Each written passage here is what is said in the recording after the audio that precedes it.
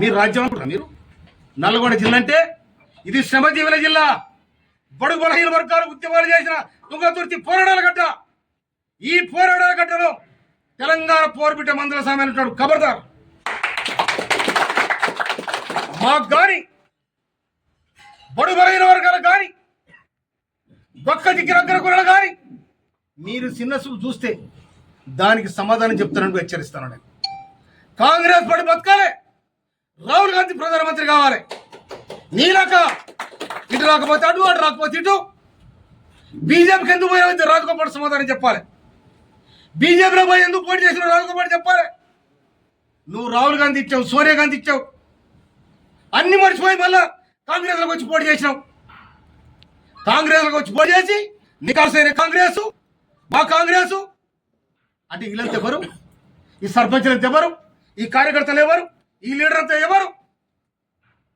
కనుక మళ్ళీ ఒకసారి తుంగతుర్తి కోసం కానీ, నకరకల కోసం కానీ, మా మాదిగ సీట్ల కోసం, మా దళిత సీట్ల కోసం మీరు మాట్లాడితే దానికి సమాధానం దొరుకుతుంది కూడా మనం చేస్తున్నాను. మేము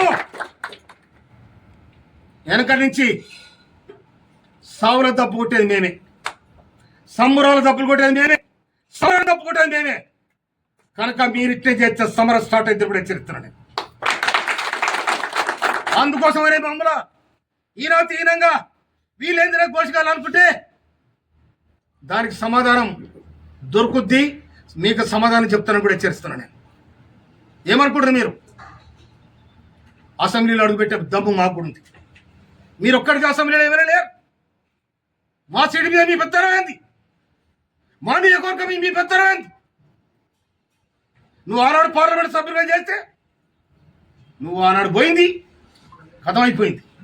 ఈడ రిజర్వేషన్ అయింది. ఈడ భారత రాజ్యాంగం కల్పించింది. నీ దయదక్షిణ ఏమేనో ఎవరు దయదక్షిణ రాలే. భారత రాజ్యాంగంలో పొందుపరిచిన హక్కు ప్రకారం మాకు సీట్ వచ్చింది. 52,000 మేరతోని అన్నదమ్ములు, ఒక్క చెల్లెలు, యువతరం, రైతాంగం అందరు కలిసి ఒక తెలంగాణ ఉద్యమకారుడికి మనం ఓటేయాలంటే నాకు ఓటేసి బ్రహ్మాండమైన మెజార్టీ ఇచ్చాను. కానీ నా తుంగతుర్తి నియోజకవర్గాన్ని నువ్వు చిన్నగా చేసి మాట్లాడతావు. 68,000 మెజార్టీ ఇచ్చిన నగరకాలను నువ్వు చిన్నగా చేసి మాట్లాడతావు. అంటే మీ ఇంకో నియోజకవర్గాలు మాట్లాడదు. అందుకోసమనే రేవంత్ రెడ్డి గారి ప్రజాపాలనలో, రేవంత్ రెడ్డి గారు చేస్తున్న ప్రజాపాలన కోసం ఒక్కరాడు మాట్లాడరు. రేవంత్ రెడ్డి గారు చేస్తున్న సంక్షేమ పథకాల కోసం ఒక్కరాడు మాట్లాడరు. రేవంత్ రెడ్డి గారు మాట తీయరు. ఇంకొక మాట కూడా చెప్తున్నా నేను, గౌరవ ముఖ్యమంత్రి గారు మనం చేస్తున్నా నేను. 2 మంత్రి పదవులు మిగిలి ఉన్నాయి. ఒకటి లంబడోళ్ళకి ఇవ్వాలి, ఒకటి యాదవులకి ఇవ్వాలి. ఒకటి గిరిజన మంత్రి సీతక్క ఉంది, ఆదివాసి బిడ్డ. ఇంకొకటి ఇలా ఎస్టీ నుంచి, లంబాడ జాతి నుంచి వాళ్ళు కూడా ఇలా ఎమ్మెల్యే ఇస్తున్నారు. వాళ్ళ మీ ఇష్టం వచ్చినట్టు ఇచ్చేయండి.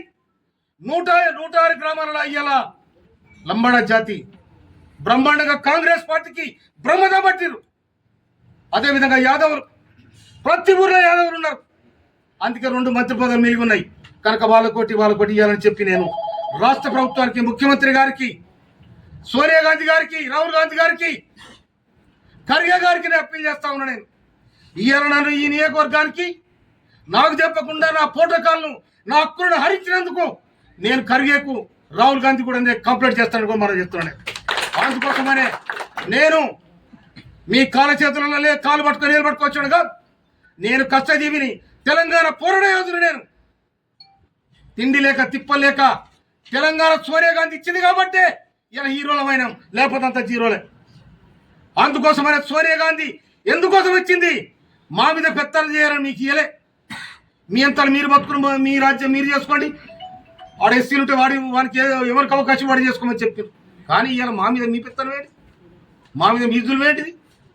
మండల పార్టీ నేను 9 మంది మండల పార్టీ అధ్యక్షుల అభిప్రాయం తీసుకొని ప్రకటించిన నిన్ను ఆపేదాము. నీకెక్కడిది? ఎవరిచ్చి నీకు అధికారం? ఎవరిచ్చి నీకు? మళ్ళీ ఏలు పెడితే బనికి రావని కూడా హెచ్చరిస్తున్నాను. అందుకోసమని ఇక్కడ వచ్చిన అన్నదమ్ములకు, అక్క చెల్లెలకు నేను హృదయపూర్వక నమస్కారాలు తెలియజేస్తాను. నేను భయపడి ఒక తుంగతుర్తి ప్రజానీకానికి, అన్నదమ్ములకు, అక్క చెల్లెలకు నేను భయపడను. నాకు ఓట్లేసి నాకు బ్రహ్మరథం బట్టి మా మందిరం సమయాల ఇవాళ నేను లంబడి తండలు పోతే అక్క చెల్లెలు నాకు ఆరదు బట్టి అన్నం పెట్టే సందర్భాలు, నేను బాడీలో పోతుంటే అరే సామేళన పోతున్నా అని చెప్పి నాకు చందాలు ఇచ్చిన అక్క చెల్లెలు వాళ్ళు ఇచ్చిన పైసలు దాచిపెట్టుకున్నాను. కనుక ఈ విధంగా ఆచరించిన ప్రజానికానికి నేను భయపడతా, వాళ్ళకు పాదమందని చెప్తాను. కానీ ఎవడ వచ్చి ఎల్లయ్య తోక ఒప్పితే నేను భయపడే ప్రసక్తి లేదు. ఈ తోకలు గీకలు నాకేం చేస్తలేవు. ఇలా